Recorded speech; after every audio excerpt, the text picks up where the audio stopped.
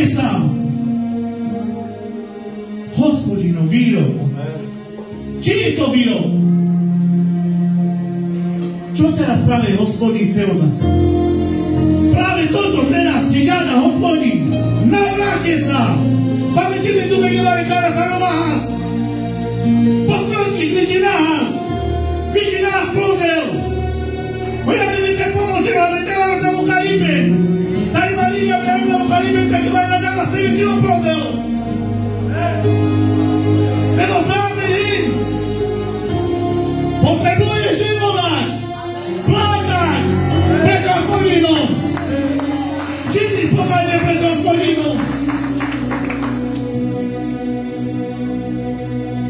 Kričme nad svojim hriechom, kričme!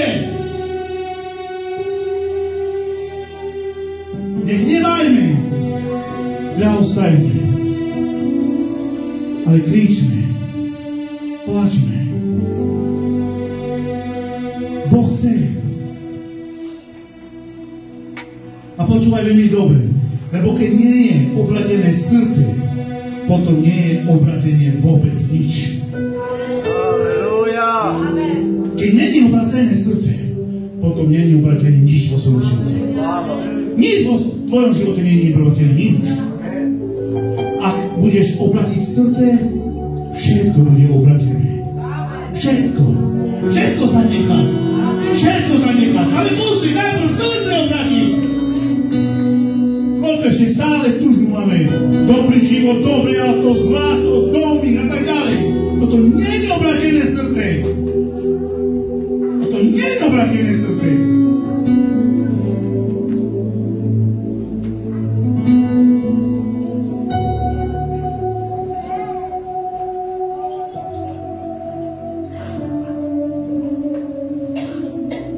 Pokiaľ je Ježiš tvojou láskou, potom ťa to z tvojho vnútra ťaha do neba. Konec. Končí. Pokiaľ Ježiš bude tvojou láskou, vnútri tá láska ťa ťaha do neba. Amen. Je to taký prúd. Je to také sťahovanie. Také sťahovanie, keď Pavol hovorí, túžim zomrieť, túžim už sa vysťahovať z teba a bývať už o Pána. Prečo? Lebo nemá nič na tomto svete, nemá nič vo vrecku, nemá nič. Túžil zomrieť a vysťahovať sa z teba. Viete, kresťania máme byť takí. Túžiť už od tých stromov, túžiť. Kresťania by sme mali povedať, príď, Pane Ježiši, príď, sedni so mnou. Nech vás Boh žehná. Toto som mal na srdce.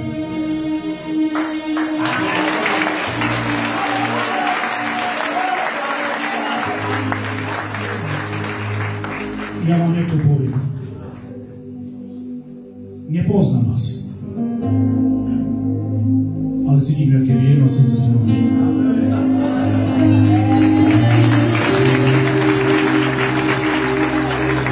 A ja vám niečo poviem, ja som pastorovi Dušanovi povedal a som rád za ňou, že sme sa mohli spoznať.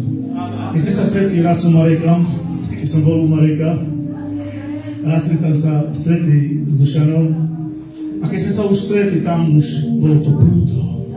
Už tam bolo to také spojenie. A ja niečo poviem. Tešíme sa, keď príde u nás. Amen. Amen. Tešíme sa.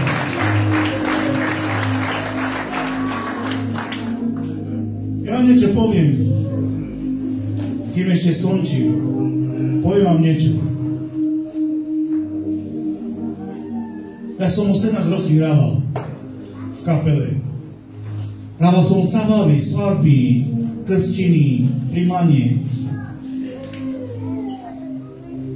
A keď som išiel ďaleko od svojej dediny, takže som sa bál, že by neboli bitky a tak ďalej, že by nás nezabili na zábavu. Že by mi nerozbili klaves.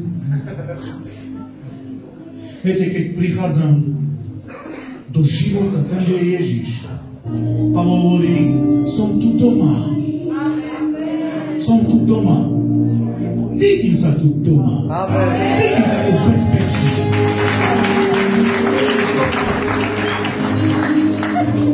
A ešte vám niečo poviem, také krátke malé svedectvo o mne. A som zabúdal, vždy, keď som kázal niekde, tak nikdy som nehovoril o tom. Ale už teraz vždy hovorím, neviem prečo, ale Boh chce, aby som rozprával. Keď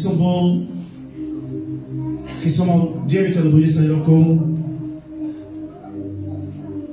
hrávali sme sa na klzisku hokej, smerovali, mal som 9 alebo 10 rokov, nepamätám si presne, koľko som mal rokov. A bol to môj bratanec, bol do mne taký väčší, mal viacej rokov, a on ma udrel z hokejkou do hlavy. Ja som v tom čase spadol, počúvaj mi dobre, klzisko bolo sama krv z mojej hlavy. A počúvaj mi dobre, ja som v tom čase zomrel. A dvaja anieli ma niesli do neba. Dvaja anieli, po ľavej, po pravej strane, dvaja anieli, boli také nádherné schody. To dnes sa pamätám. A už, koľko asi, mám 44 rokov. Koľko?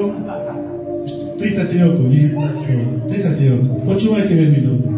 A keď ma niesli títo dvaja anieli do neba, ja som zomrel. Telo som mal na klzisku. Ale môj duch išiel do neba. Počúvajte veľmi dobre. Bol tak ďaleko to svetlo. A zrazu svetlo prišlo. Nevidel som Ježiša. Hej, niektorí hovoria, že videl som Ježiša. A nepoviem, že videl som Ježiša. Videl som svetlo. A to svetlo začalo rozprávať. A po romanes vidias. Na peňaz treba males, prokačikanes, ale peňaz po romanes.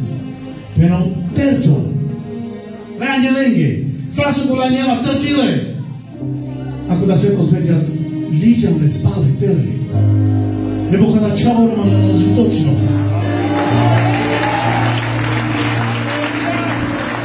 Zrazu prijatelj sam penjas kada kada svetlo, zrazu putrču mojaka, a jeke romesli su mas promas. Nech vás Boh žena. Ešte raz, pastor Dušan, ďakujem ti za pozvanie. Vážim si to. Som naozaj radosný a šťastný, že mohol som ťa spoznať. A je to Boží muž, naozaj, ako som ho počul kázať u Mareka, je to naozaj Boží muž, vážte si pastora.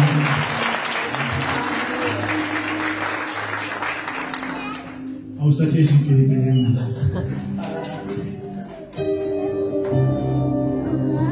Daj slavu Pánovi, haleluja!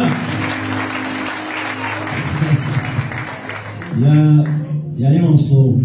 Dneska bolo všetko povedané a ja som rád, Stanku, za teba, za celý tým, že si dneska prišli u nás a verím, že každý z vás ste si to zobrali srdcu. Vieš čo? Tak jak pastor povedal, že trošku sa zamysli sám do seba, že vlastne čas, tie dní, oči vesne ma žal, sa tu keď 20, znamená tu keď 30. A mne sa páči slovo, ktoré si povedal. My držíme televízor, aby nám niekto neukradol hodinky, peniaze, hoď na čo máme veľkulové. Ale čo takové život? Čo naše životy? Ja si myslím, že už je čas, aby sme sa prestali hrať na kresťanov. Aby sme žili opravdový život s Pánom.